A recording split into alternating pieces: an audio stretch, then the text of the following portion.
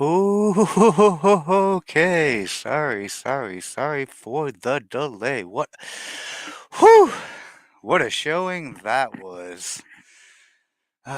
Welcome, everyone, to the 48 Laws of Power discussion series. I am your host, Arthidius, and my oh my. Ooh, pardon me, y'all. I didn't even bother to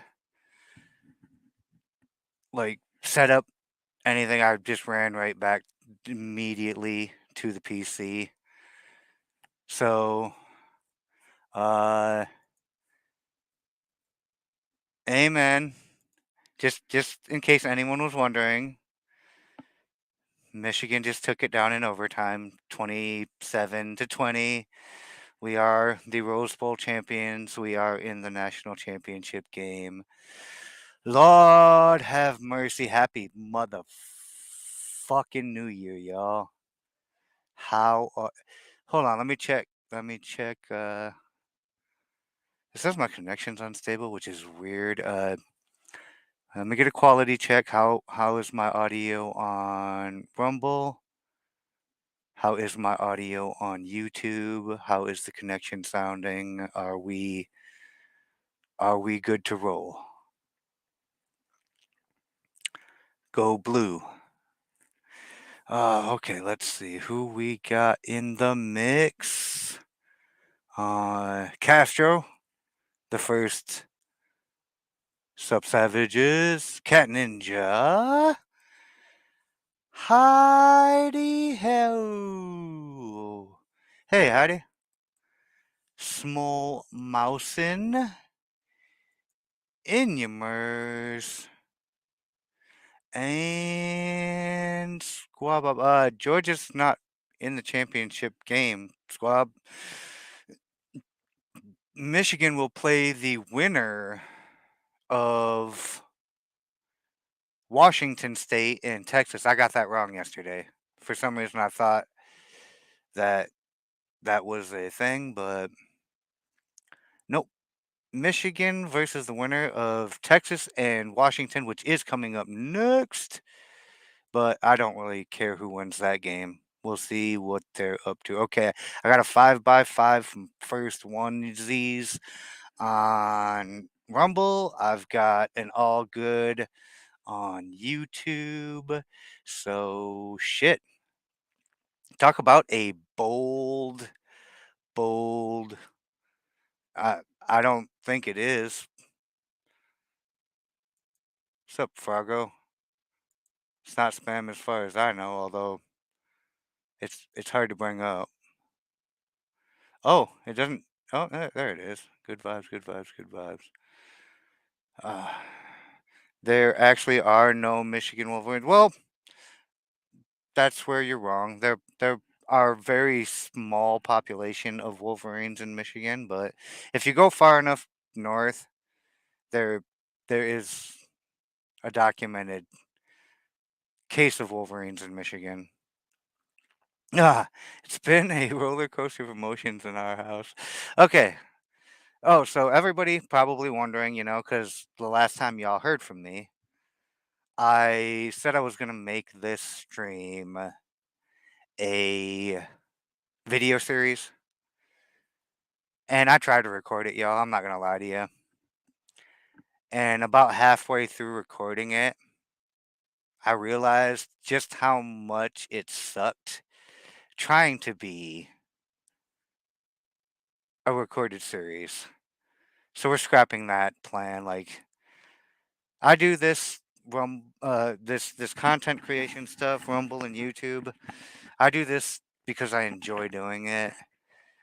And when I was doing that, like I thought I didn't enjoy the format the way it is. I thought I could make it a better format, but it's far less enjoyable to me to go ahead and embrace that energy. So I mean, I I think it'd be better to just keep this live. Yeah, I was actually getting to that firsties. as you said it, I wanted to let everybody know, like, that is the going forwards. I haven't even brought up the book yet, damn. So shout out to the 7 watching on the YouTube side and the 13 of you blowing YouTube out of the water over on the Rumble side. Shout out to Cat Ninja, first one shot and squabbles in my Rumble chat, keeping it company. Uh, I'm gonna get my life together now, y'all. I didn't expect the game to do what it did. I mean, I knew it was gonna go over because it was on ESPN. So they need to run 50 commercials and whatnot. But when I saw that it went into overtime, I was like, I hope this goes quickly. It did. Anywho, let's bring up the book. Give me a second. Law 28.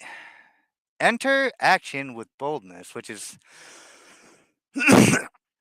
I guess, super relevant to showing up to my first stream back from vacation, like almost an hour late, jumping right into the mix, having the stream on both sides. But I figured since the title is fitting, what better time to like go ahead and do something bold, like totally scrap the old plan and go ahead and jump into a very new plan. So that sucks. But I did seem like a really good idea, and I like how you thought about it.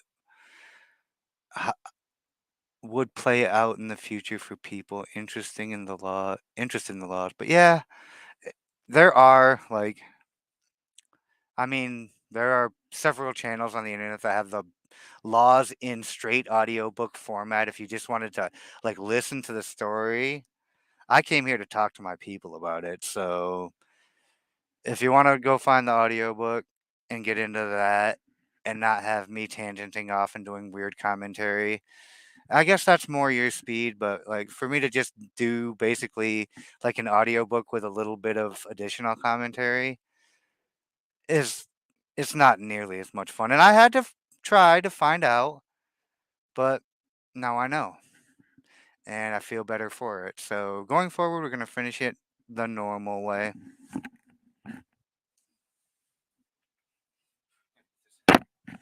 Sorry, I'm all cooked up. Got a little excited.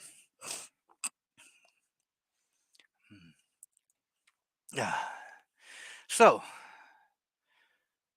what do y'all think about entering action with boldness? Because I can see a case to be made for entering action boldly in the regards of like with conviction and confidence. But then I think like boldly as in like flamboyance and arrogance. And without spoiling too much of what's in the upcoming chapter, I just want to give y'all a second to think about like what entering action with boldness is. And yet, I am here for here and the way you do it. But I'll try to stay more. Don't worry about it, Heidi. Like, I understand chat's going to do chat. I knew that when I decided to try to change the format, that chat is just going to do what it does. That's why I'm here. I'm here to hang out with chat. I'm here to hang out with the Bijujus of the world. And good to see you, Bijuju. Glad you could make it. I am just explaining to everybody how the format changed format, and the game was fixed. Oh, the game's always been fixed. Didn't you know that? Squab? The game's been rigged from the start. But anywho, since I'm already super, super, super, super stupid late, without further ado, I think I'm just gonna jump right into. I think boldness means more. Yeah, I mean, I think so too. But like, if you're talking about boldness, like as a way to draw attention to yourself, there's a case to be made for that, like the flamboyance of it, like making a spectacle or a theatric.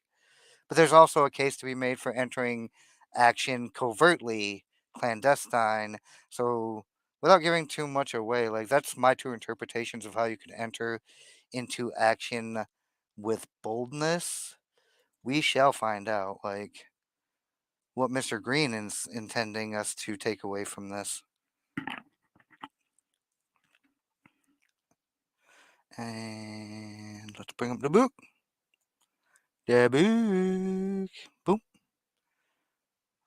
Let's fix this. Excellent. Law 28. Enter the action with. What does boldness mean? Like the actual word boldness? I mean, that's a good question, Squab.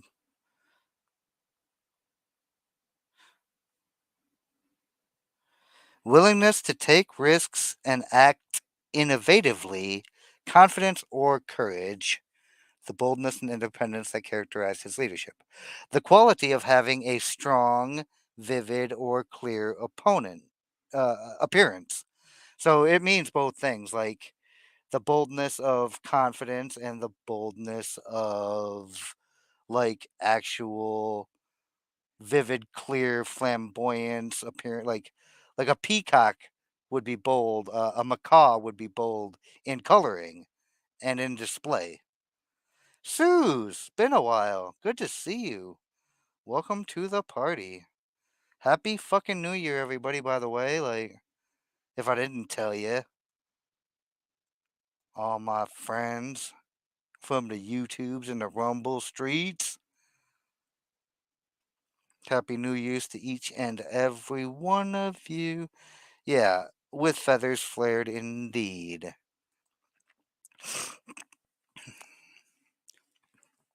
Enter action with boldness, judgment.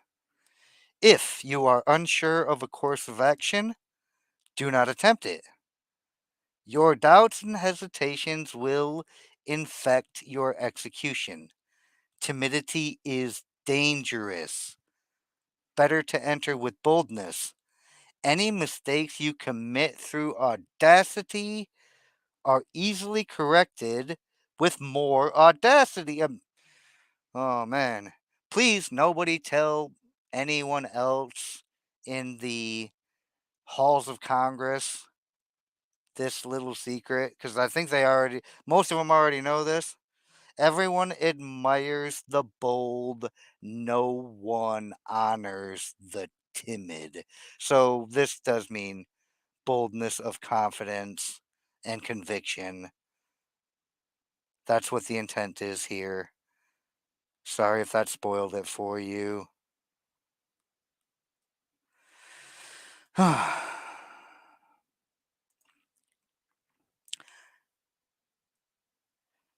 And before we even get into a observance of the law, we get into the two adventurers. The path of pleasure never leads to glory.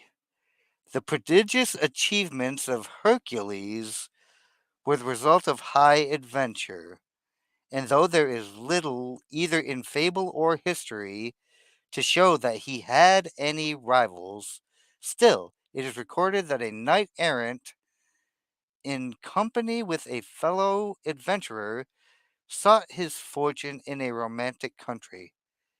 He had not traveled far when his companion observed a post, not a shit post on the internet, on which was written the following inscription: Brave adventurer, if you have a desire to discover that which has never been seen by any knight errant, you have only to pass this torrent.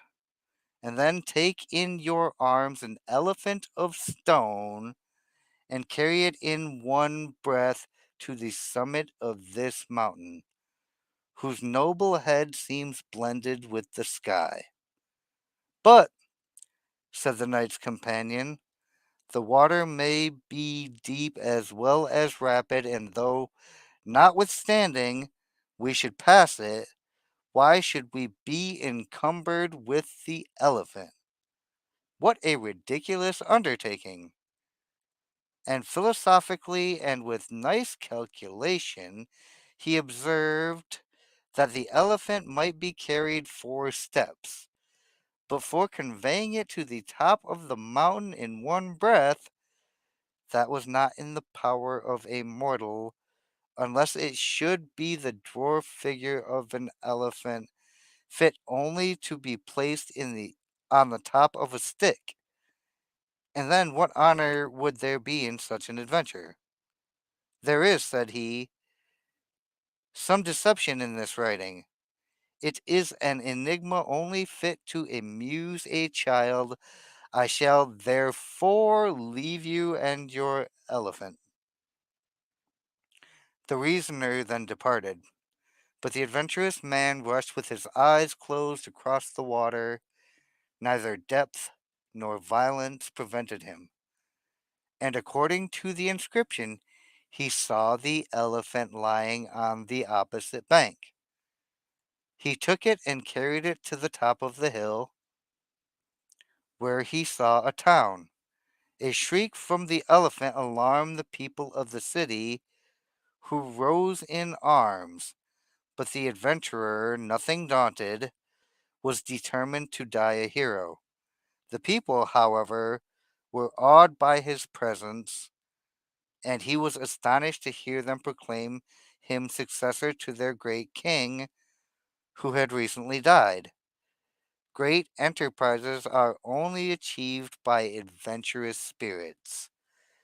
They who calculate with too great nicety every difficulty and obstacle which is likely to lie in their way lose that time in hesitation, which the more daring seize and render available to the loftiest purposes.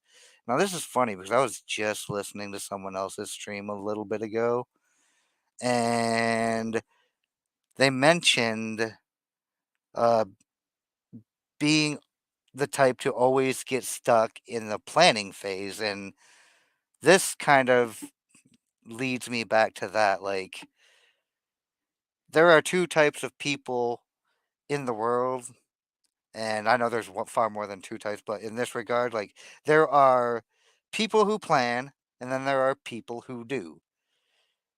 And if you spend all your time planning and being daunted by all the potential what ifs, like what if this and what if that, you will never get anywhere closer to your goals because there's a billion what ifs.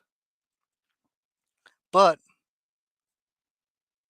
there's only one what now, so to speak. So to attack situations, I think that's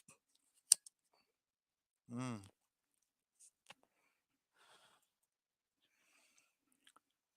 Squab could eat an elephant.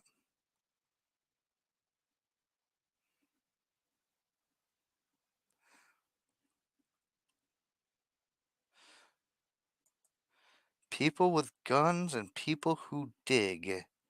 They could eat an elephant, or you could eat them. I'm not entirely sure. Mm,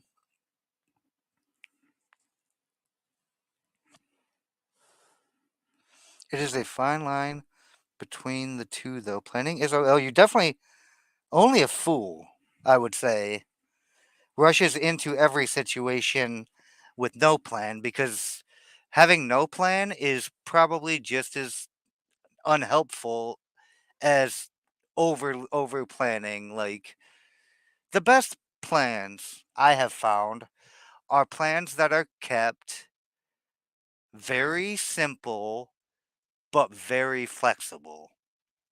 Because rigidity in your planning will not allow you to adapt, which will limit the boldness you can present.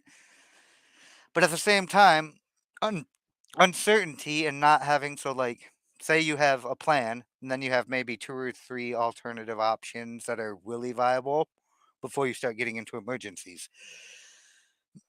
Because you definitely don't want to be limited to just your plan. That'll take your boldness away. But if you appear to be a fool, your boldness is for naught because nobody will buy into your confidence. You're an idiot.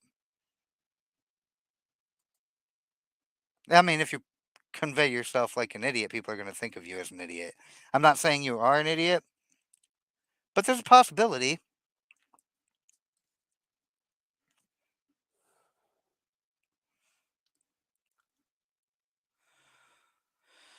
De La Fontaine. Boldness and hesitation. Oh boy. A brief psychological comparison. This is what I really wanted to get into is the like splitting hairs of the differences of boldness and hesitation. A brief psychological comparison. Boldness and hesitation elicit very different psychological responses in their targets.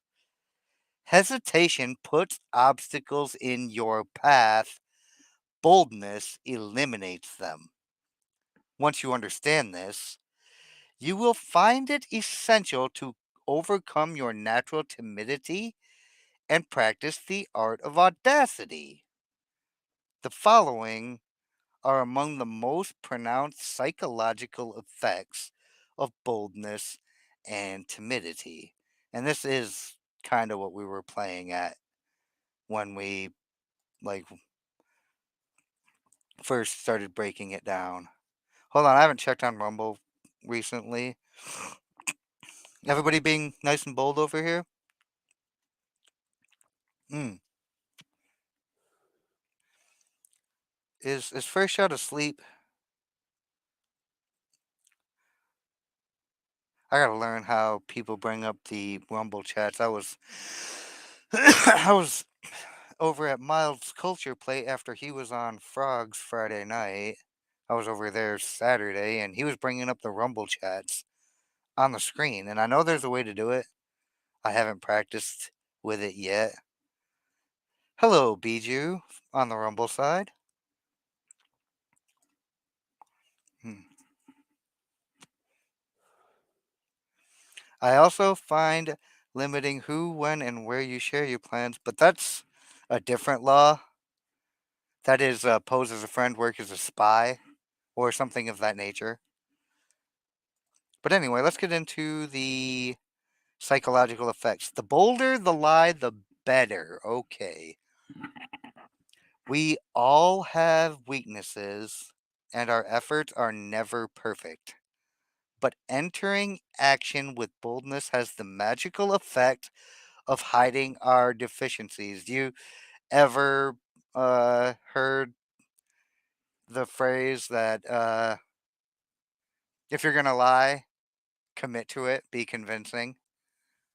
Like if you listen to a child lie because they don't have the psychological, well, most of them don't, and the ones that do have this ability, but the ability to like be convincing when they lie, that's kind of what entering boldness is. It's the ability to appear foolish and to cover up your foolishness with more foolishness or bravery. I just realized I only had Darth on YouTube. Now I feel gross. Well, Jacob, to be fair, I haven't done the 48 Laws of Power as a Rumble stream yet. Like, this is the first time. Like, I did my first ever dual stream on Christmas, and I was like, oh, I can really run these both at the same time. So I decided to go ahead and make sure that I didn't have to wait for you, Rumble to try to mirror all my YouTube content. I just went ahead and now I'm going to stream it over here. And that way I can address my Rumble audience at the same time as my YouTube audience. Shout out to the 17 of you watching. Everybody in both chats. 3, 2, 1. Hit the like button. Did you do it? Con artists know that the bolder the lie, the more convincing it becomes. Con artists, politicians, these type of people. The sheer audacity of the story makes it more credible, not always, distracting attention from its inconsistencies. When putting together a con or entering any kind of negotiation, go further than you planned.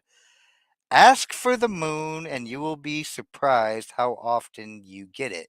And that is something that I've always said is when like negotiating, you have to be your biggest advocate.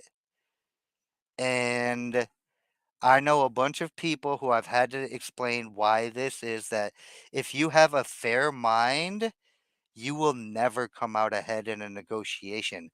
Because if you want 50-50 going into a negotiation and the person you're negotiating with wants the moon 100%, by the time you reach a compromise, you've already given up 25% of the 50% that you wanted to start with, and you're going to end up with like 25% in the long run.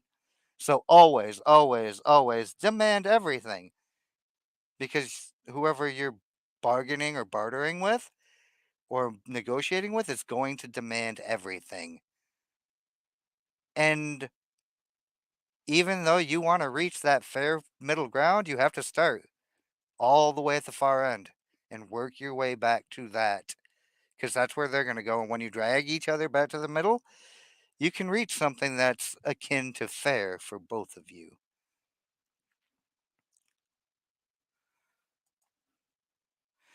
Lions circle the hesitant prey. Now, this one, you ever heard the phrase smelling weakness? People have a sixth sense for the weaknesses of others. You can smell it if you're a strong person. But if you can't smell the weaknesses in others, you might want to just take a good sniff of yourself and see if you are, in fact, the one being preyed upon. If, in a first encounter, you demonstrate your willingness to compromise, back down, and retreat, this is exactly what I was just saying about negotiating and advocating for yourself. You bring out the lion even in people who are not necessarily bloodthirsty. If someone sees your weakness, you embolden them. You embolden them. That's why it says act with boldness. Because if you don't, you will embolden others and they will take advantage of you. Everybody here has probably either experienced this firsthand. Actually, it's bourbon chicken, Squabob. I just finished eating right before the stream started. I was like trying to stuff my face during the overtime of the game, and I'm like, just in time, I can go do the show. So that's what you smell. It's not ham. It's bourbon chicken. But anyway, back to like everyone here has either had this happen where they showed weakness or knows somebody has seen this happen in real time where somebody that normally wouldn't be a lion has been emboldened. Is it okay if I call Jacob Israel? You might want to take that one up with his father or with with Jacob himself. Like I don't speak for Jacob. I don't do that. Uh, Everything depends on perception. And once you are seen as the kind of person who quickly goes on the defensive, who is willing to negotiate and be amenable, you will be pushed around without mercy. and sometimes by people who don't even mean to.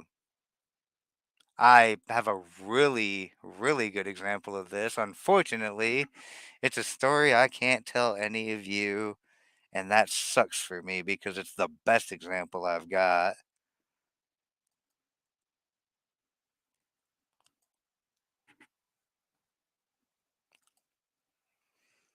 Anywho, moving on. Boldness strikes fear, fear creates authority.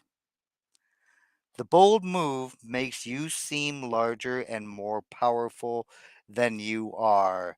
And if it comes suddenly with the stealth and swiftness of a snake, it inspires that much more fear. By intimidating with a bold move, you establish a precedent. In every subsequent encounter, people will be on the defensive in terror of your next strike. And that really does mean asserting yourself quickly and concisely. It doesn't always necessarily mean a strike, but to convey the message, I am not somebody to be fucked with. The quickest way, this is like going back to the schoolyard. What do you do when somebody's picking on you and they won't stop? You knock them out. I know that's not what we teach kids today. We're teaching them wrong. You knock that bully out, you let him know you are not worth the time to fuck with because you're not going to take it. And whether or not you get whooped in that scenario is actually irrelevant in the long run because that bully's got softer, easier targets than you. You might take a whooping in the moment, but the peace that you will find when they realize that you're not going to take the shit and that it's going to be a lot more work than it's worth, they'll just find somebody else. Somebody who's not going to put up as much of a fuss. Somebody weaker than you. I've always been the little guy in the yard. I was that meek, timid kid. I was that kid. The one that got bullied and picked on. And then I snapped. And then I let the bully have it. And it took me a couple of rounds, but I ended that. I ended that completely because I wasn't going to put up with this shit no more. If you're going to keep fucking with me, I'm going to keep fighting. Eventually, they just moved on. Like I said, like they will find a softer target. They will not want to put up with that shit. Even if they can beat you up, like it's just too much work.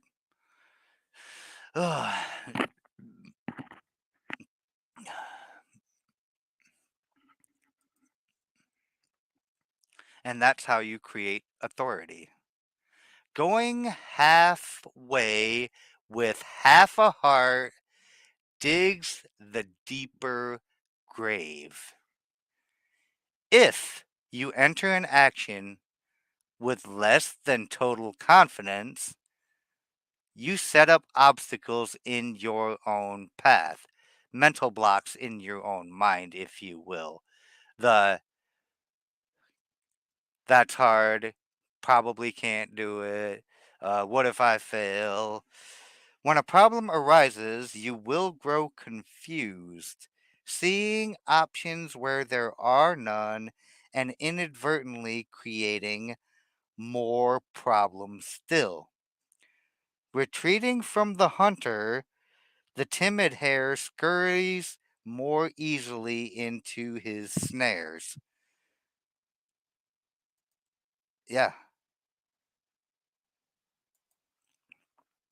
Uh, that's why when people say you need to face your fears or your problems rather than run from them, this is exactly why.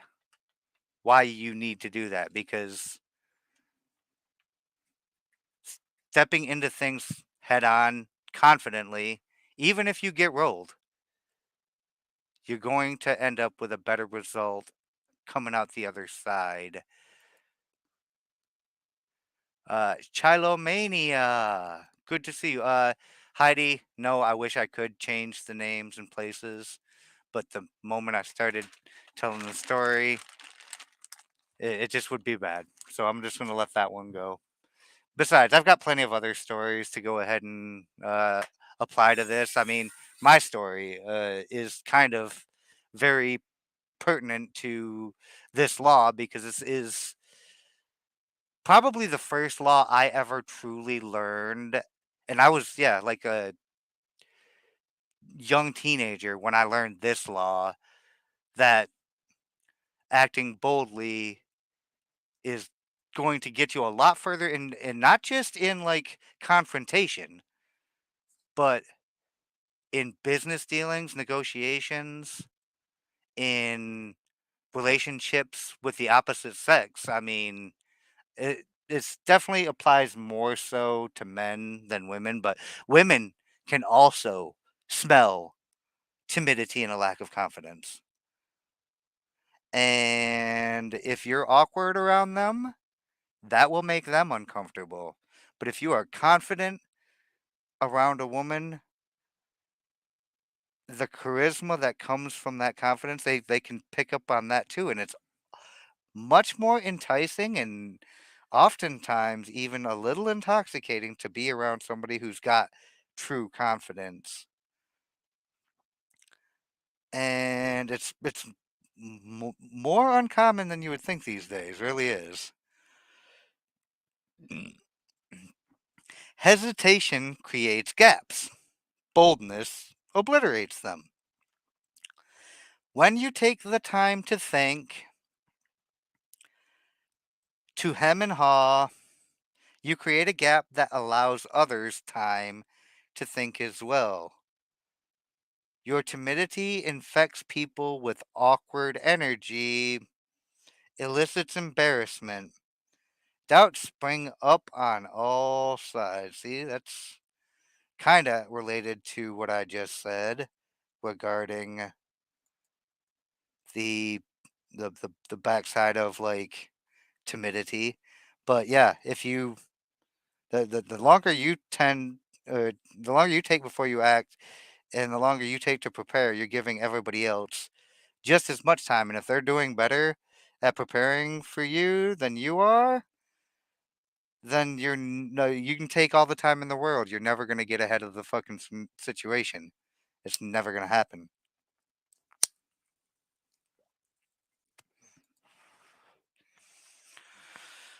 Boldness destroys such gaps.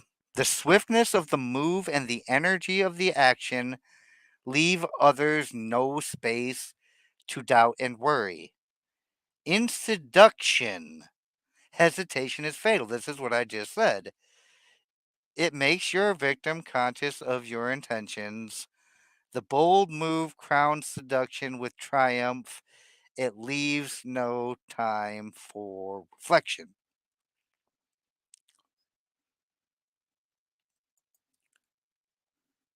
And that's true. Mm.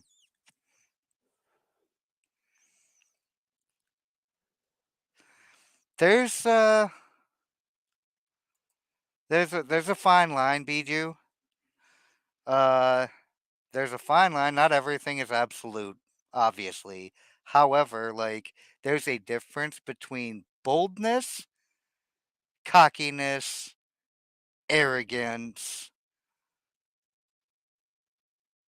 I mean, true confidence is a drug all unto its own, and it doesn't always present in a bold, as in flamboyant, manner.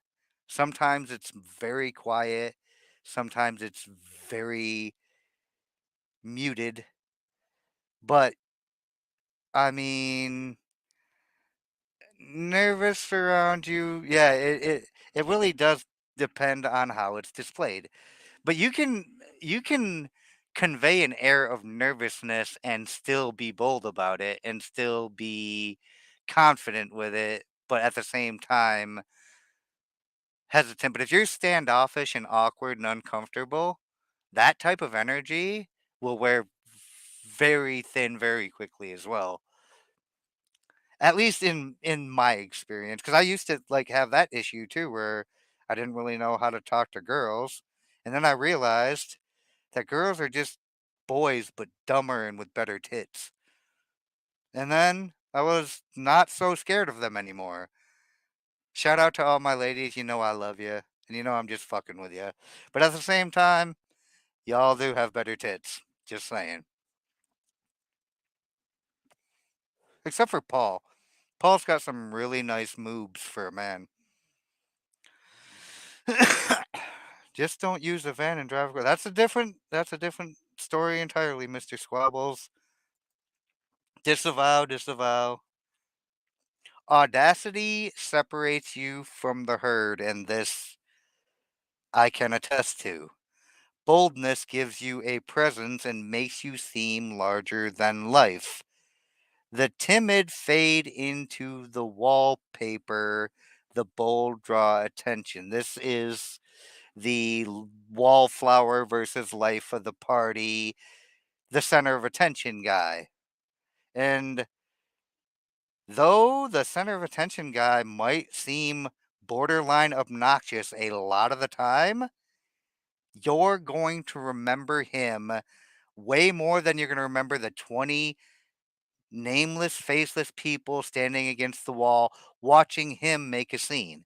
You're not going to remember any of those people, but you'll always remember that obnoxious guy who danced a little too aggressively or sang a little too off key or partied a little too drunk on the internet on his live streams. Hint, hint. Hmm. This is actually on the record correct. First shot. I have never seen your TDs. You are correct, sir. But do y'all get it? Like, what I mean? The bold draw attention, and what draws attention draws power. We cannot keep our eyes off the audacious. We cannot wait to see their next bold move. This is why people like the Kardashians are popular. This is why people like Kanye West are famous. This is why Donald Trump is such a polarizing figure because he's audacious. He's bombastic. President Trump is a perfect example of entering action with boldness. He really is. Because he doesn't give a well, I mean, for the most part doesn't give a fuck. I know everybody gives a fuck to some extent, but he'll call you out fake news. He's not political, he's not polite. Only Rosie O'Donnell, and she deserved it. So yeah. But everybody knows who that is. Everybody knows who that person is. You probably have a person in your group like this. I am probably the person in my group like this. Because I'm the one that's just going to be like, okay, well, I'm in a whole new circle of people I don't know. Let's go ahead and make my presence felt so that whether you love me or hate me, next time you see me around, you'll remember, oh shit, that's Darth Hideous. He's kind of an asshole. But he's funny though, and I respect him for his opinions. Or something to that effect, hopefully. Observances, plural, of the law. Observances of the law, y'all. Observance 1. In May of 1925, five of the most successful dealers in the French scrap metal business found themselves invited to an official but highly confidential meeting with the Deputy Director General of the Ministry of Post and Telegraphs at the Hotel Crillon. Crillon? I don't know. I don't speak Surrender Monkey. Then the most luxurious hotel in Paris. When the businessmen arrived, it was the Director General himself, a Monsieur Lustig, who met them in a swank suite on the top floor. The businessmen had no idea why they were being summoned to this meeting and were bursting with curiosity. After drinks, the director explained. Gentlemen, he said, this is an urgent matter that requires complete secrecy. The government is going to have to tear down the Eiffel Tower. Oh, lordy lord. Imagine being in that meeting at the time in France, and then this director general tells you they're going to tear down the Eiffel Tower. You guys are the scrap metal guys. The dealers listened in stunned silence as the director explained that the tower, as recently reported in the news, desperately needed repairs. It had originally been meant as a temporary structure for the exposition of 1889. I didn't know that. Its maintenance costs soared over the years, and now, in a time of a fiscal crisis, the government would have to spend millions to fix it. Many Parisians considered the Eiffel Tower an eyesore and would be delighted to see it go. Over time, even the tourists would forget about it. It would live on in photographs and postcards. Gentlemen, Lustig said, you are all invited to make the government an offer for the Eiffel Tower. He gave the businessmen sheets of government stationery filled with figures such as the tonnage of the tower's metal. Their eyes popped as they calculated how much they could make from the scrap. Then Lustig led them to a waiting limo, which brought them to the Eiffel Tower. Flashing an official badge, he guided them through the area, spicing his tour with amusing anecdotes. At the end of the visit, he thanked them and asked them to have their offers delivered to his suite within 4 days. Now, that'd be quite interesting, isn't it? Darth isn't an asshole. He's just a little quirky. Bah! Ha!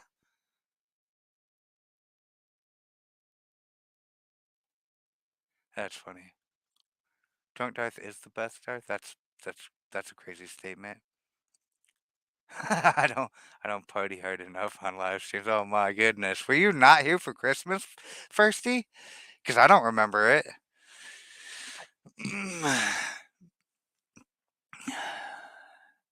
You're quite quirky as well, Juju. We adore you.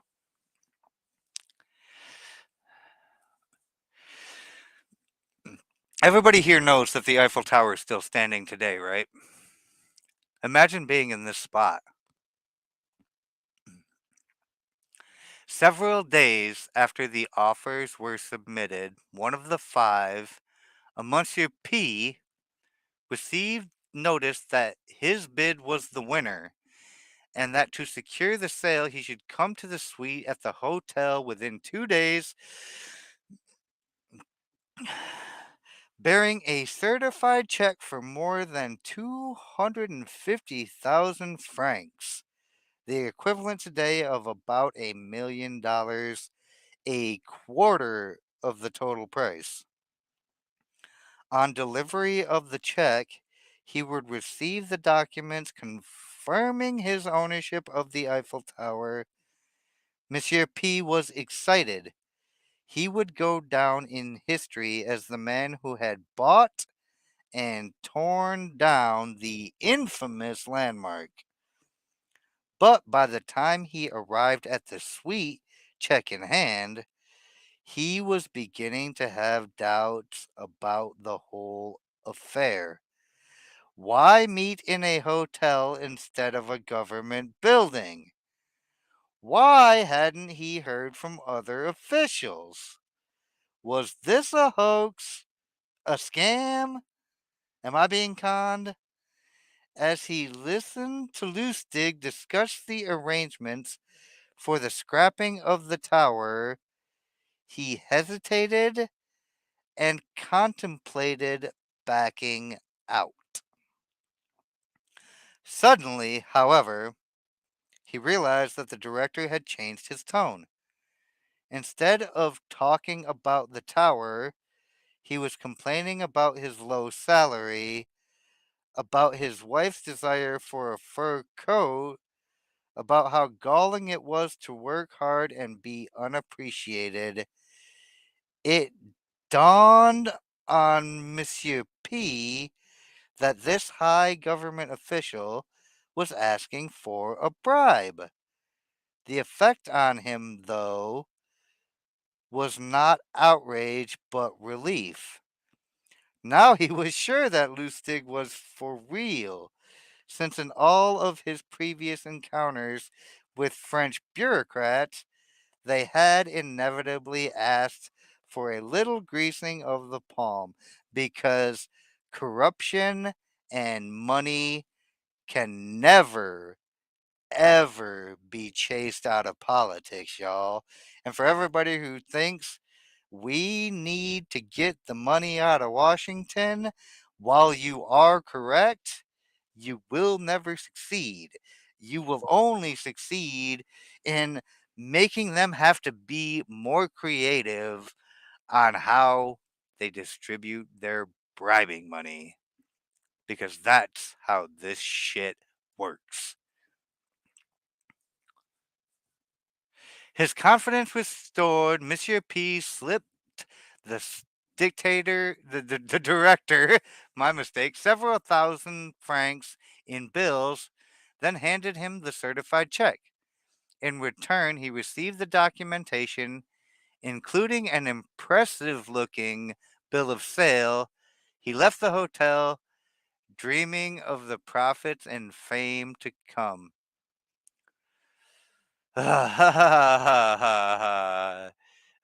Anyone want to buy an Eiffel Tower? I also have the Eiffel Tower for sale.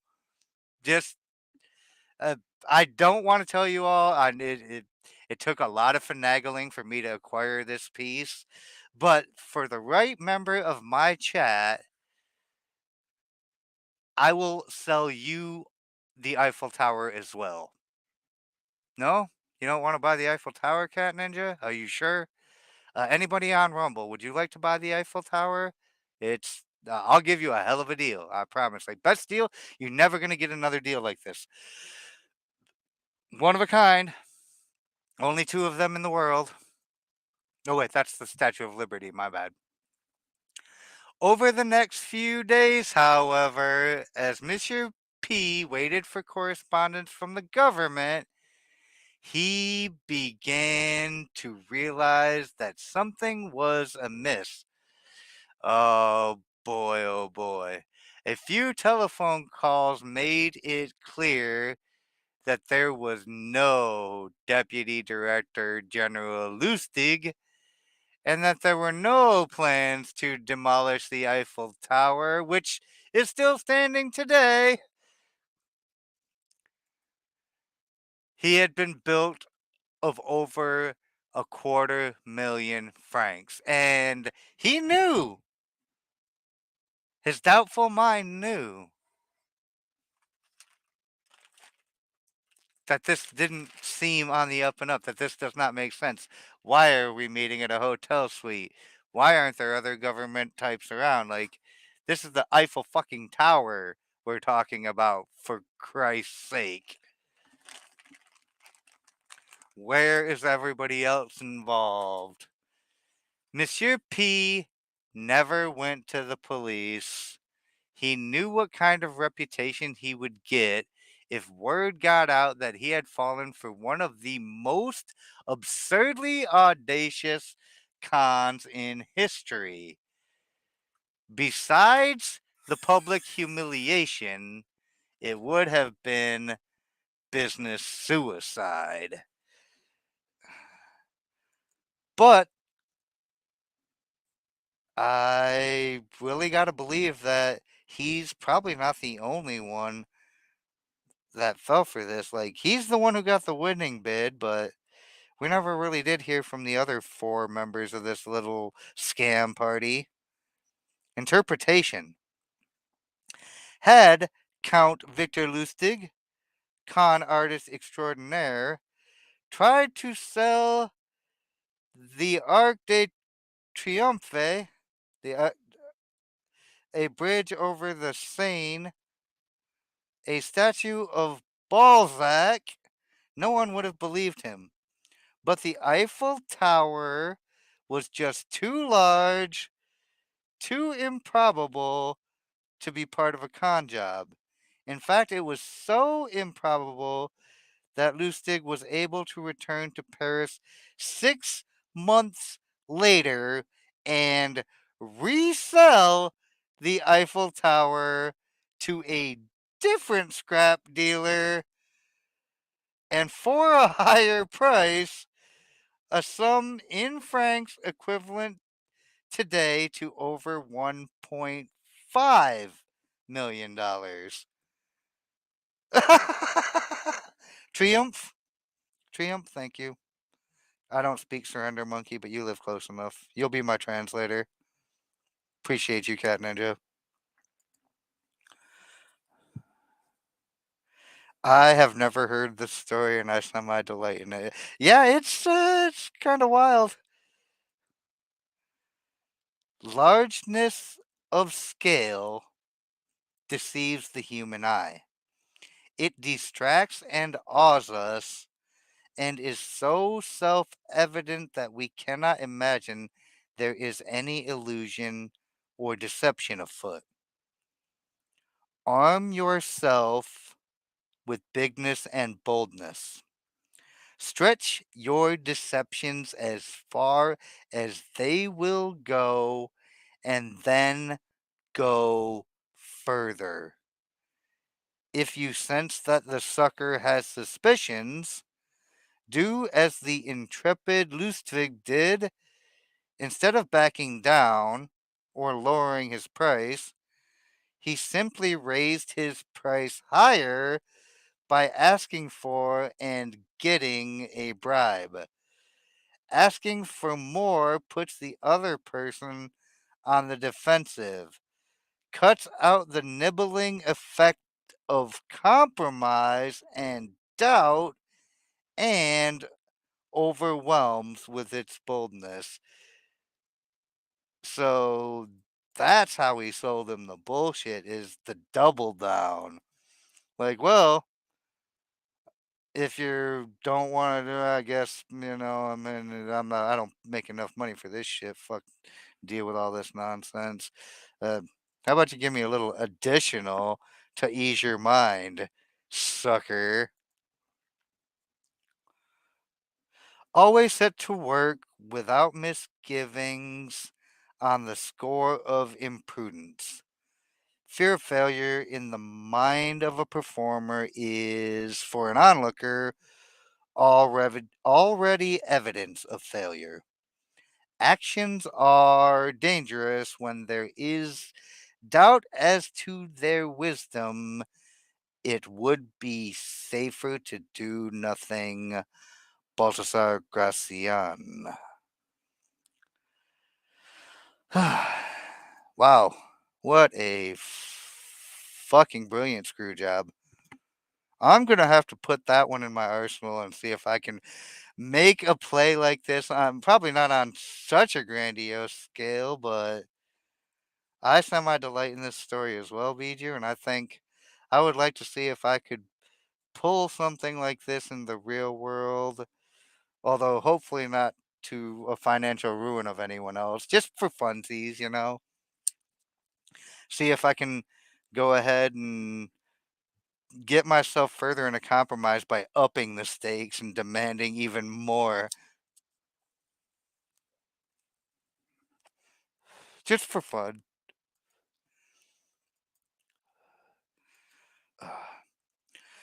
The story of who sang. Who sang? You sang. In a lowly thatched cottage in the Namsan Valley, there lived a poor couple, Mr. and Mrs. Who sang? Who sang? Who sang? Who sang? The husband confined himself for 7 years and only read books in his cold room. For 7 years, all he did was read books. How did you not die of starvation and malnutrition, dehydration, all types of shit? One day, his wife, all in tears, said to him, "Look here, my good man. What is the use of all your book reading? I have spent my youth in washing and sewing for other people, and yet I have no spare jacket or skirt to wear, and I have had no food to eat during the past 3 days. I am hungry and cold. I can stand it no more." Hearing these words, the middle aged scholar closed his book, rose to his feet, and, without saying another word, he went outdoors. Arriving in the heart of the city, he slopped a passing, stopped a passing gentleman, stopped a passing gentleman. "Hello, my friend. Who is the richest man in town?" "Poor countryman, don't you know Viancy, the millionaire? His glittering tile roof house, pierced by 12 gates, is just over there."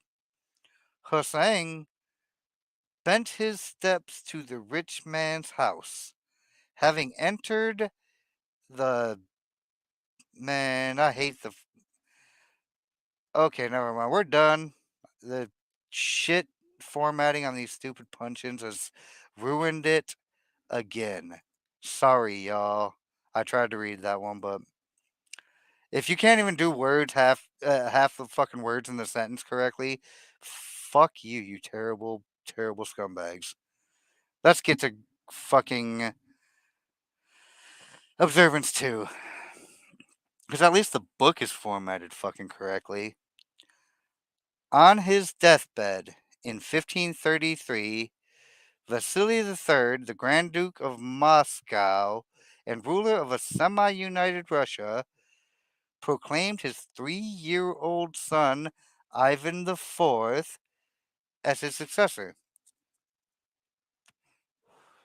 He appointed his young wife, Helena, as regent until Ivan reached his majority and could rule on his own. The aristocracy, the boyars, secretly rejoiced. For years, the dukes of Moscow had been trying to extend their authority over the boyars' turf.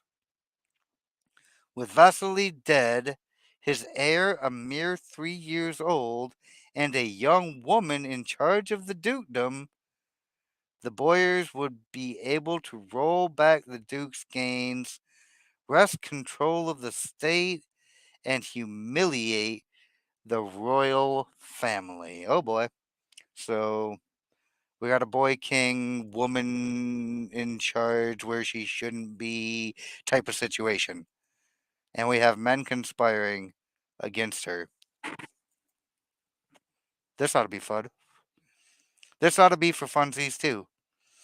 Aware of these dangers, young Helena turned to her trusted friend Prince Ivan Obolensky to help her rule.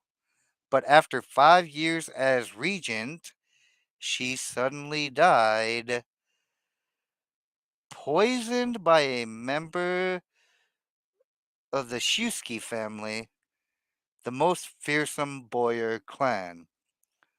The Shusky princes seized control of the government and threw Obolensky in prison, where he starved to death. At the age of 8, Ivan was now a despised orphan, and any boyar or family member who took an interest in him was immediately banished or killed. And so Ivan roamed the palace, hungry, ill clothed, and often in hiding from the Shiuskis, who treated him roughly when they saw him. Why didn't they just kill him? Can anybody explain to me why they did not just kill this kid? They killed everybody else, didn't have a problem with it. Why let him live? Do you need him? On some days they would search him out, clothe him in royal robes, hand him a scepter, and set him on the throne, a kind of mock ritual in which they lampooned his royal pretensions. Then they would shoo him away. One evening, several of them chased the Metropolitan, the head of the Russian church, through the palace, and he sought refuge in Ivan's room. The boy watched in horror as the Shiuskis entered, hurled insults, and beat the Metropolitan mercilessly. Ivan had one friend in the palace, a boyar named Vorontsov, who consoled and advised him. One day, however, as he, Vorontsov, and the newest Metropolitan conferred in the palace rectory, several Shiuskis burst in, beat up Vorontsov, and insulted the Metropolitan by tearing and treading on his robes. Then they banished Vorontsov from Moscow. Throughout all this, Ivan maintained a strict silence. To the boyars, it seemed that their plan had worked. The young man had turned into a terrified and obedient idiot. They could ignore him now, even leave him alone. But on the evening of December 29th, 1543, Ivan, now 13, asked Prince Andrei Shiuski to come to his room. When the prince arrived, the room was filled with palace guards. Young Ivan then pointed his finger at Andrei and ordered the guards to arrest him, have him killed, and throw his body to the bloodhounds in the royal kennel. Over the next few days, Ivan had all of Andrei's close associates arrested and banished. Caught off guard by his sudden boldness, the boyars now stood in mortal terror of this youth. The future Ivan the Terrible, who had planned and waited for 5 years to execute this one swift and bold act that would secure his power for decades to come. Raise your hand if you knew that that story was a story about a young Ivan the Terrible. I did not. I did not get this far in my recording effort for this stream. Uh, okay, so where are we at? Chat doing its own thing in chat.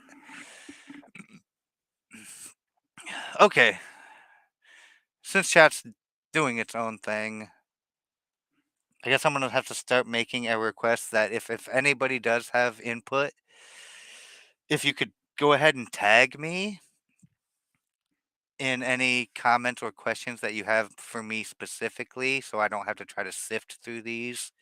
That would be helpful to me. So far, it looks like nobody's got too much to add, but chat is being bold. They are acting with boldness. They are doing the thing I have bid them do, and I'll allow it. Appreciate that, Bijou. Because as long as I'm tagged in it, then I will at least know to address it. Interpretation.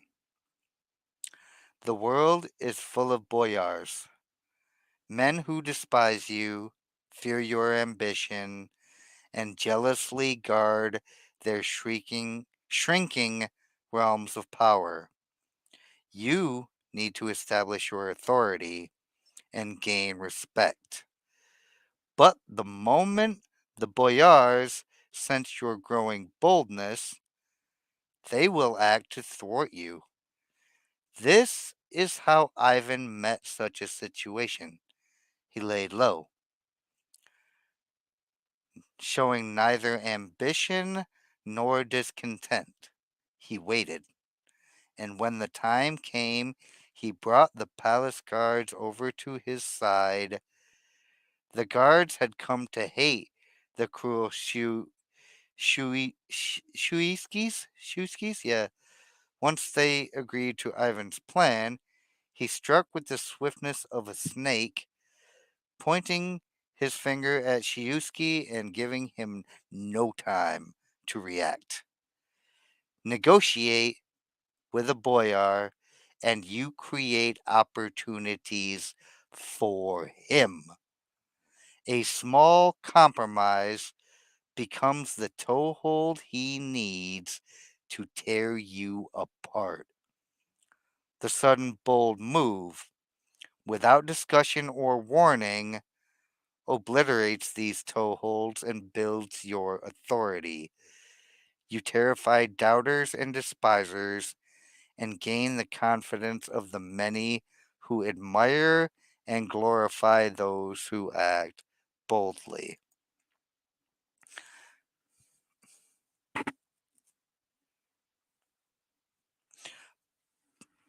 But a wild guess I'd heard of Ivan the Terrible and his actions made it seem probable. Oh, so you guessed that it was Ivan the Terrible? Or you would have guessed if asked? That's awesome. Yeah. And this is something else that I noticed to go back to my reference that I made earlier of being the kid that was bullied when that bold reaction came. It didn't just earn me the respect of the bullies, but it earned me a lot of admiration from a lot of people who were just general bystanders because, well, I wasn't the first person to get shit from this person. I didn't even end up being the last person, but I was one of the very few people who shut that shit down. And yeah, it was not a pleasant period of time going forward for several months after that. But eventually, I got to a point where I could walk peacefully without having to look too much over my shoulder about shit. And that was worth every bit of it. And I did get admiration from people who I otherwise didn't even know, who I wouldn't have even thought had noticed me until I became the center of everyone's attention for that brief period of time. Observance 3. So is it going to observe all six? Yeah, it is. In 1514, the 22-year-old Pietro Pietro Aretino was working as a lowly assistant scullion to a wealthy Roman family.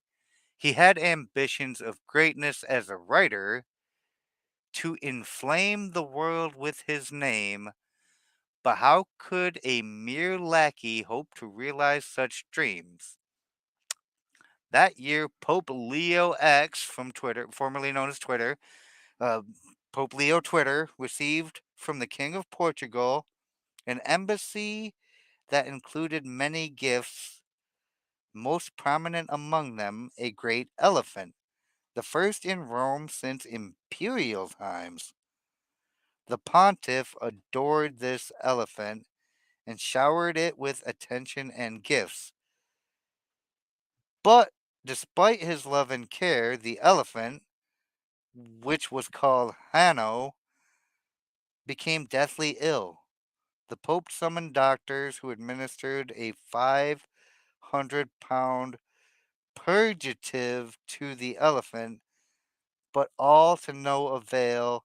The animal died, and the Pope went into mourning. To console himself, he summoned the great painter Raphael and ordered him to create a life sized painting of Hanno above the animal's tomb, bearing the inscription, "What nature took away, Raphael with his art restored."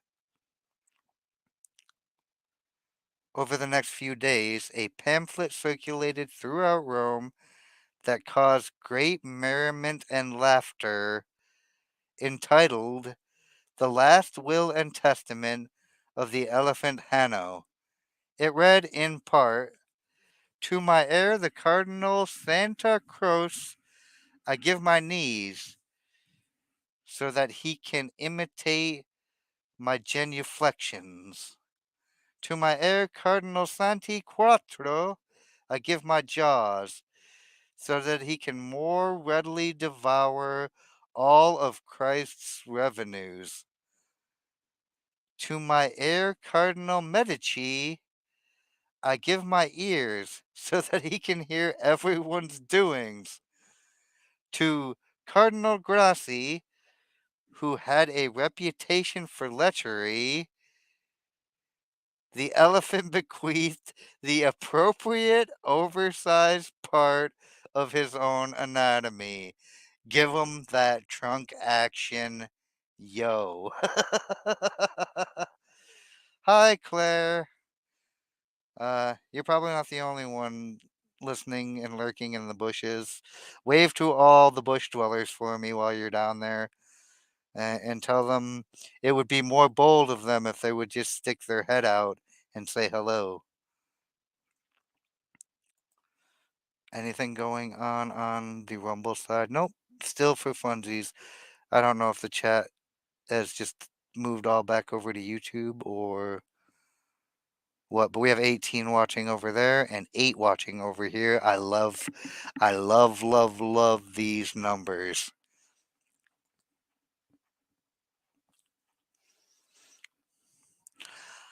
On and on the anonymous pamphlet went, sparing none of the great in Rome, not even the Pope. With each one, it took aim at their best known weaknesses. The pamphlet ended with verse: "See to it that Aretino is your friend, for he is a bad enemy to have. His words alone could ruin the high pope, so God guard everyone from his tongue." I'm sure that verse sounds a lot better in ancient Roman and Italian than it does in English. I want the solo bush. I just got here, to be honest, right? Was napping and missed the alarm. Well, I was late, to be fair.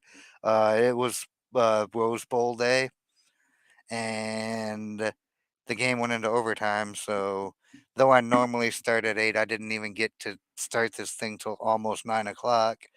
So, everybody gets to be a little late today, especially those people who were on time or early.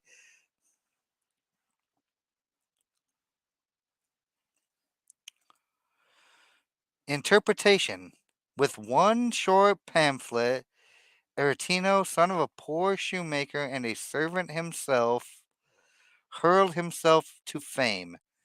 Everyone in Rome rushed to find out who this daring young man was.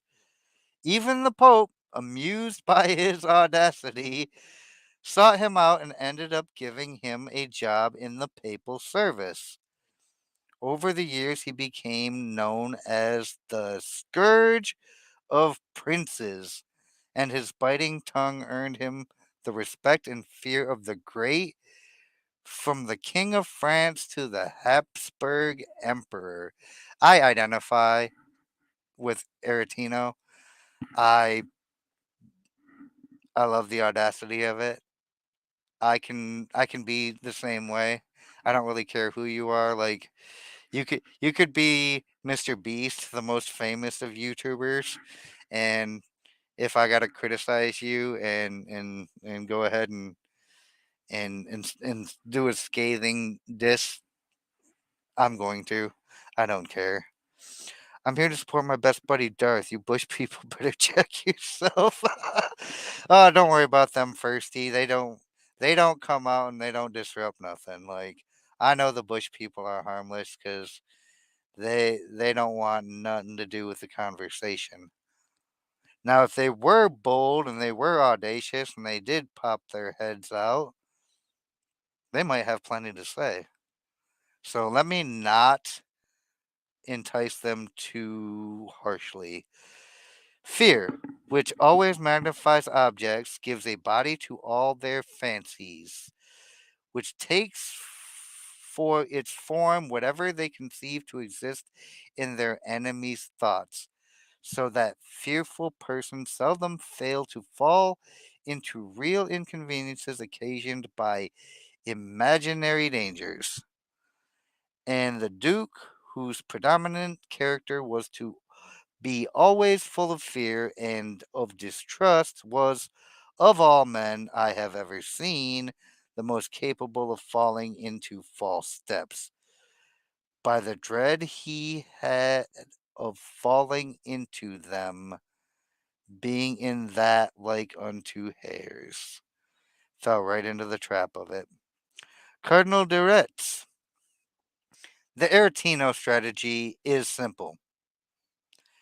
When you are as small and obscure as David was, you must find a Goliath to attack. The larger the target, the more attention you gain. The bolder the attack, the more you stand out from the crowd, and the more admiration you earn.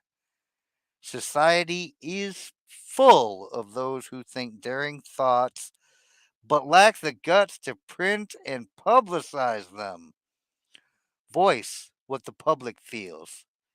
The expression of shared feelings is always powerful. Search out the most prominent target possible and sling your boldest shot. The world will enjoy the spectacle and will honor the underdog. You, that is, with glory and power. Amen. They sure do. That's bold, Squab. That is really bold. Squab Bob Manscapes. Find out more details on Rumble. That's a Rumble exclusive. Squab Bob and the Manscaping.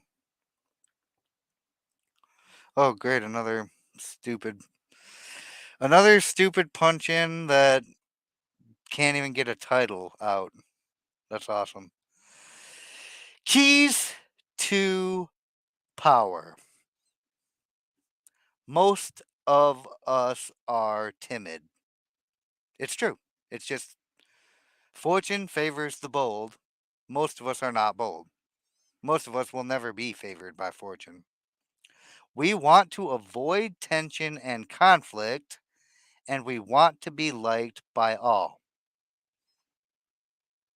Ask yourself if this is you. Do you avoid conflict because you don't want to deal with having people dislike you?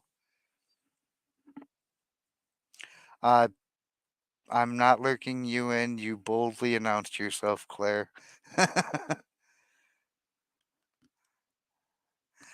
But this really is the case. And like most people won't address shit because they don't want to deal with the backlash.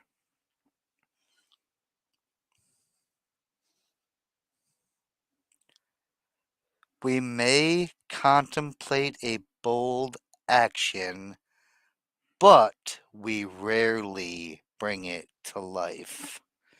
We are terrified of the consequences, of what others might think of us, of the hostility we will stir up if we dare go beyond our usual place. And most people never do for exactly that reason. Although we may disguise our timidity as a concern for others, a desire not to hurt or offend them, in fact, it is the opposite. We are really self absorbed, worried about ourselves and how others perceive us. Boldness, on the other hand, is outer directed and often makes people feel more at ease since it is less self conscious and less repressed. This can be seen most clearly in seduction, which is why I referenced it earlier. And when I was referencing interpersonal relationships between men and women specifically, seduction was the word that I left out, but that was the intent because this is the path of seduction. All great seducers succeed through effrontery. Casanova's boldness was not revealed in a daring approach to the woman he desired, or in intrepid words to flatter her. It consisted in his ability to surrender himself to her completely and to make her believe he would do anything for her, even risk his life, which in fact he sometimes did. No better way to sell it than to sell it. The woman on whom he lavished this attention understood that he held nothing back from her. This was infinitely more flattering than compliments. At no point during the seduction would he show hesitation or doubt simply because he never felt it. Full commit, y'all. Go fast and commit. Part of the charm of being seduced is that it makes us feel engulfed, temporarily outside of ourselves and the usual doubts that permeate our lives. The moment the seducer hesitates, the charm is broken. Because we become aware of the process of their deliberate effort to seduce us, of their self consciousness. Boldness directs attention outward and keeps the illusion alive. It never induces awkwardness or embarrassment. And so we admire the bold and prefer to be around them because their self confidence infects us and draws us outside our own realm of inwardness and reflection. Because as long as you're putting on the show, they're definitely not going to notice like the guy putting on the show. They will be too enthralled in the spectacle itself to ever doubt its authenticity. I have done that in the past too often and have worked really hard not to be that way anymore. Uh, the bold or the timid? Because you don't strike me as a timid type, Claire. Hold on, I'm over here trying to bring up chats and shit on the YouTube side.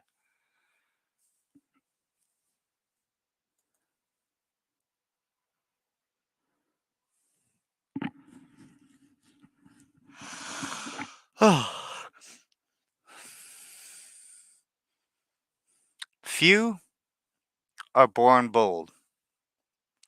Even Napoleon had to cultivate the habit on the battlefield, where he knew it was a matter of life and death. Fine place to learn, by the way, is right in the middle of the fire. In social settings, he was awkward and timid, but he overcame this and practiced boldness in every part of his life because he saw its tremendous power. This is literally very similar to my story, Napoleon. He had to learn his first boldness on the battlefield in the trenches, and even at that, he was still like had to learn boldness in social situations, had to learn boldness in leadership.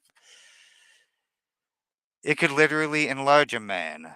Even one who, like Napoleon, was in fact conspicuously small. We also see this change in Ivan the Terrible.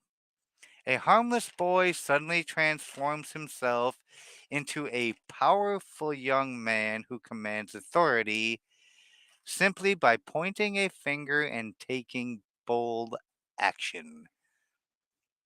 You must practice and develop your boldness. You will often find uses for it. The best place to begin is often the delicate world of negotiation. And this is where we come back to being your own best advocate. You must not advocate for fairness or for your concept of fairness. You must advocate for your benefit. Because it's only when you advocate truly for your benefit that you can reach any sort of arrangement that might be close to fair to you. Particularly those discussions in which you are asked to set your own price. How often we put ourselves down by asking for too little. Now, this is another story that I can relate in my real life because I've been co owning a business now with my mother for several decades. We are going into our 22nd season. And my mother, not being one to be a good advocate for herself at all, has always, always, always undercut herself. And I told her this, that you are 100% doing not just yourself, but the entire company a disservice by bidding not only yourself, but all of us out of the market by asking for far too much. She argued that if she upped her prices dramatically, she would lose all her business. I countered with, do you think so? Have you ever tried? The last time we took on a new client as an experiment, I did the negotiating.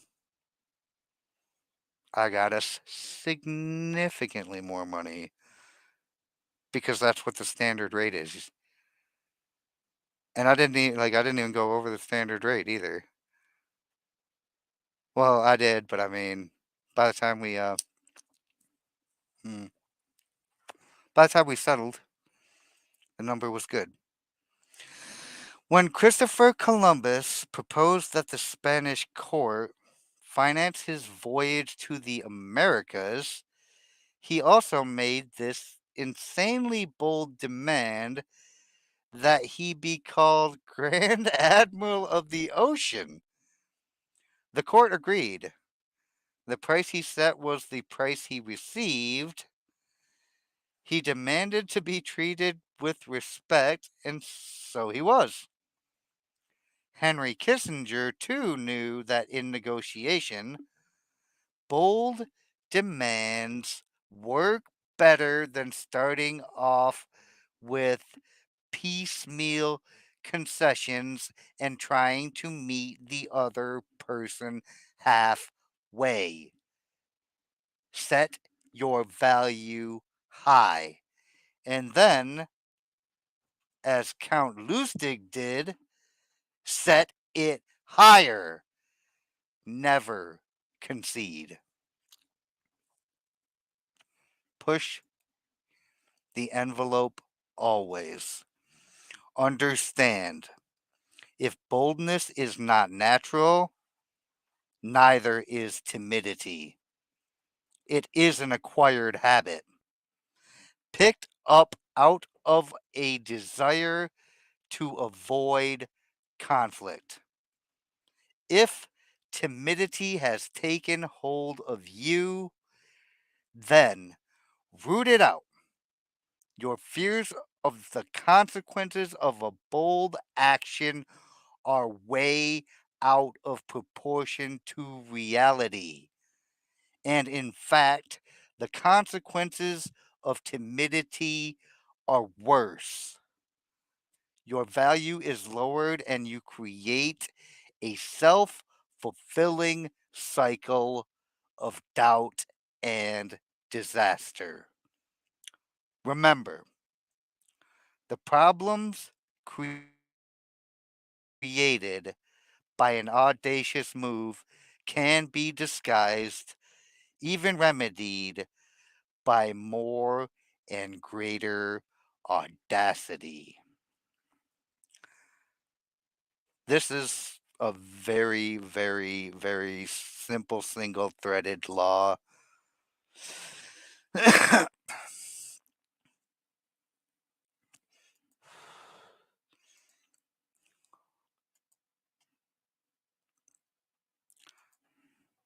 I am definitely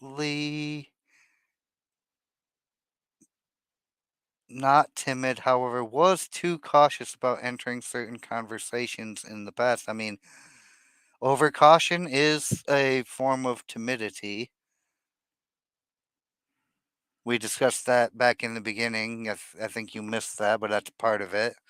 You can overplan and overthink and use too much caution and get yourself into the same situation as a timid person by be displaying timid behavior because uh, as we did also discuss, weakness is a thing that people pick up on, and it emboldens even those who might not otherwise be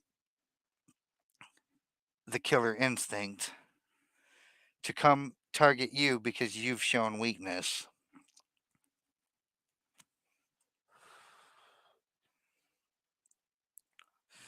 Yeah, but you know what, Squawab? Guess what?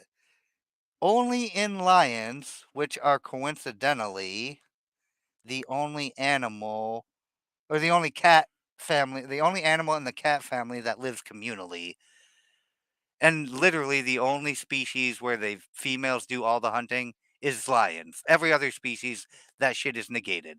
It's ridiculous. So to use it as an example is disingenuous at its best. And I'm going to tell you right now boldly that you can shove that low rent argument somewhere else. I mean, I'm not going to tell you where to shove it, but that low rent lion argument, I love that one because it's literally the only case that you can present where that's a thing.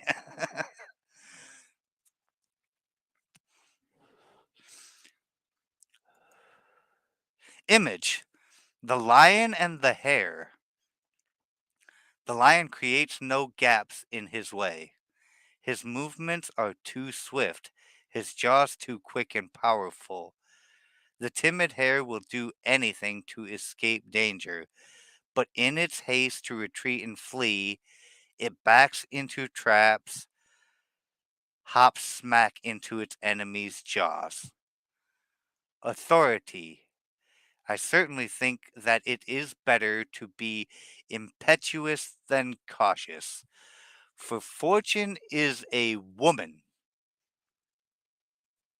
and it is necessary, if you wish to master her, to conquer her by force.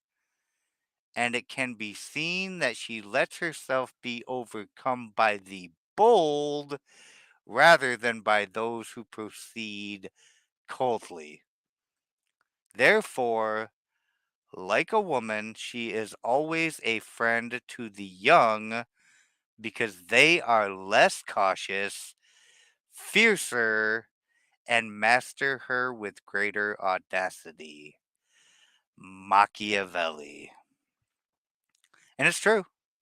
Fortune does favor the bold. You don't often hear of people who are not audacious risk takers making it big. I mean, you can look at like I said earlier, fine examples in current time are people who were innovators. They're not necessarily the most outwardly bold people, but to get to the level of like a Elon Musk or to get to the level of a Jeff Bezos or a Bill Gates or even the most audacious of them all, former President Donald Trump, you have to be bold. You have to be decisive. You have to be willing to take great risk. And you have to be willing to willing to fail miserably. Fortune favors the brave, fortune favors the bold. It's the same thing, my dear. It really truly is. Like bravery and boldness in this regard, they are the same.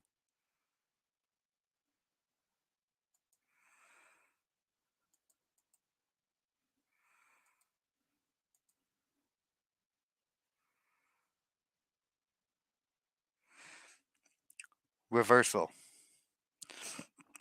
Before we get into the reversal, does anyone have any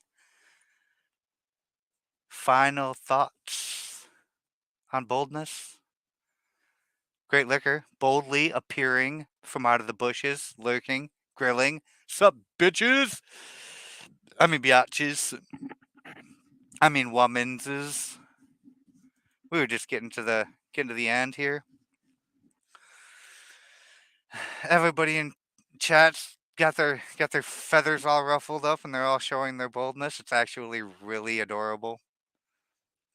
You guys are the best. I just want you to know that. Like,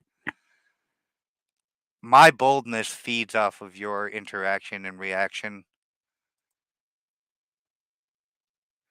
Uh, First, there's no time like the present, and your boldness will strike for you. Like, uh, you you will find it hard to manage at first.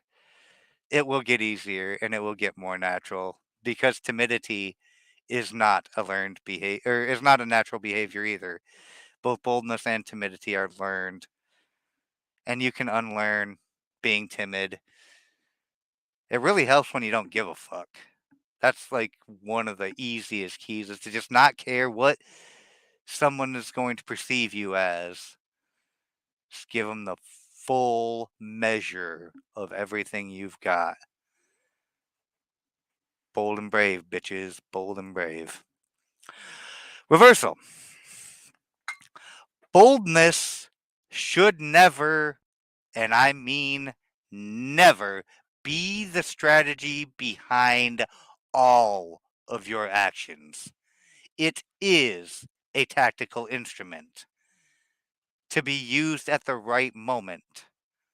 Plan and think ahead, and make the final element the bold move that will bring your success. In other words, since boldness is a learned response, as I just got through saying, it is also one that you will learn to control and utilize at will. To go through life armed only with audacity would be tiring and also fatal because you would eventually violate several of the laws before this one You would offend too many people, that's one of the laws, as is proven by those who cannot control their boldness. One such person was Lola Montez, and we did go through her story in two laws already now, and she keeps coming back up for a reason. Her audacity brought her triumphs and led to her seduction of the King of Bavaria. But since she could never rein in her boldness, it also led to her downfall in Bavaria, in England, wherever she turned. It crossed the border between boldness and the appearance of cruelty, even insanity. Ivan the Terrible suffered the same fate. When the power of boldness brought him success, he stuck to it, to the point where it became a lifelong pattern of violence and sadism. He lost the ability to tell when boldness was appropriate and when it was not. Timidity has no place in the realm of power. Timidity has no place in the realm of power. You will often benefit, however, by being able to feign it. At that point, of course, it is no longer timidity, but an offensive weapon, a strategic withdrawal, alluring, if you will. You are luring people in with your show of shyness, all the better to pounce on them boldly later.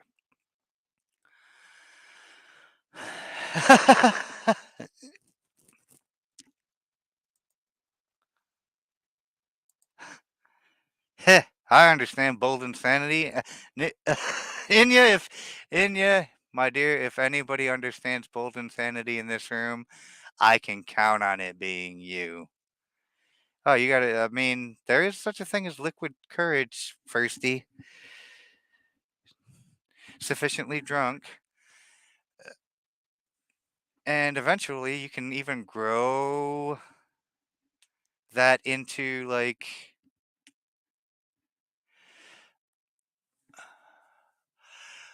I don't actually think you're shy. I think it's an act. I think you feign timidity first shot. I think you're playing a uh what is it, law for? Always say less than necessary. You're playing a reserved game. Your power game is definitely more of a reserved. Uh does Darth know what he's done? What have I done? What did I do? Oh my god, did I do something?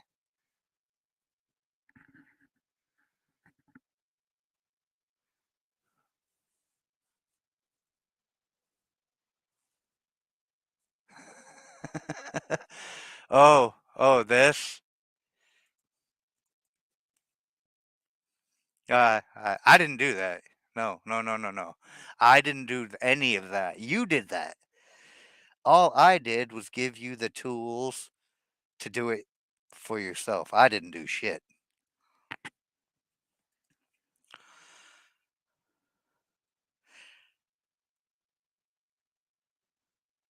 Oh, that's it. Pounce on them boldly later. But yeah, no, timidity is the antithesis of power. Meekness is the antithesis of power.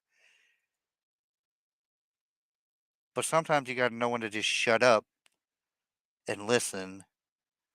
Not everything is going to be a bold play because it would be extremely taxing to live in that manner all of the time.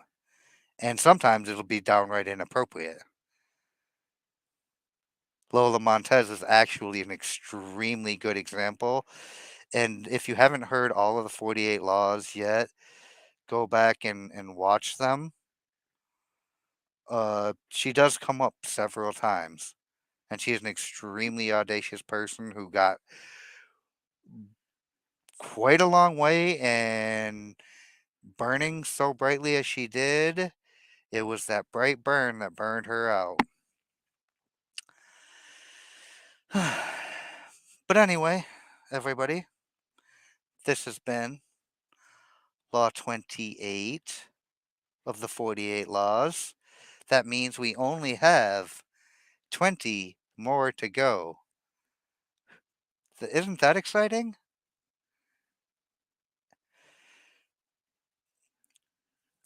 To my people who showed up on both platforms, and most specifically to my people who showed up on Rumble. I still have 18 watching on Rumble. Shout out to y'all.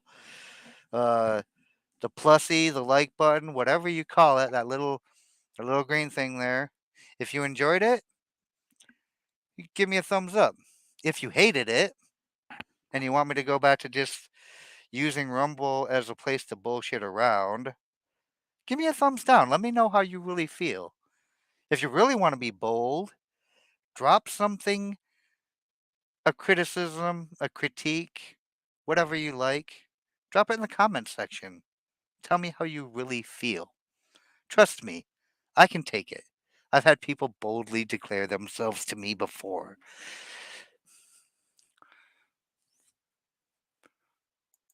That goes for you too on YouTube, people. I look forward to continuing doing this stream live, even though I thought recording it would be a good thing. It turned out to be trash. So we're going to keep coming back live till the book is over. We will be back on Wednesday. I don't know of any football games that will make me late on Wednesday. However, that being said, I'm fairly certain we're playing the national championship game on the 8th, which would make that next Monday at 8 p.m. And if that is the case, I will try to do the show earlier in the day. And if I can't, we will have to cancel the Monday show next week. Regardless, we'll be back here 8 o'clock on Wednesday, YouTube and Rumble. That's what's up. And I want to thank everybody for coming. Any final thoughts, questions, concerns, emotional outbursts? Oh yeah, I was a little tardy, but I told everybody ahead of time that I was going to be late. And then I was later than I thought I would be. Oh, you're a coy dog? Yeah, I figured you might be. That was an excellent and a very timely law and chapter for me. Thank you, Darth Hideous. Hold on. I'm glad this is how it still is, or back to how it was, same thing. Yeah, I mean, like I said, I do the channel for my enjoyment and because I think the stuff I'm is important to me. I think it's important. And I think being able to interact with my chat, even if I only get 2 or 3 messages regarding the actual topic, even if chat's just like hanging out with each other, it's still important that I know that you guys are here. And if I can be here engaged with you, then I know at least you heard what I had to say, even if you didn't have much to say about it. But if I make it a video, sure, I can do a premiere, but I won't know who's going to, like, I won't know everyone who's going to be there. Nah, no recordings. This is going to be done live. Thank you all for coming. I appreciate you guys. I do this for you, even though I do it for me. Does that make any sense, y'all? Like, I do this for me, but it wouldn't be the same without you guys. You truly are awesome. All my bold little chat heroes. I'll see you guys Wednesday, all right? Thank you all for coming. Be safe out there. Enjoy the rest of your New Year's Day. Happy New Year. Yeah. Happy New Year, guys. 2024. We're going to be doing some bold shit. We're going to be doing a lot more in the coming months. So I look forward to it. I hope you guys do. I will see you guys Wednesday, 8 p.m. Eastern Time. YouTube, Rumble, Law 29, which is going to be plan all the way to the end. See, I didn't plan all the way for that. But since we'll be planning all the way to the end, I hope everybody brings their notebooks and gets their plans ready. I will see you guys Wednesday. Love you all. Happy New Year. Be safe. Don't drink and drive. Don't drink more than I would, which might kill some of you. And yeah, love you. Be safe out there. Hideous.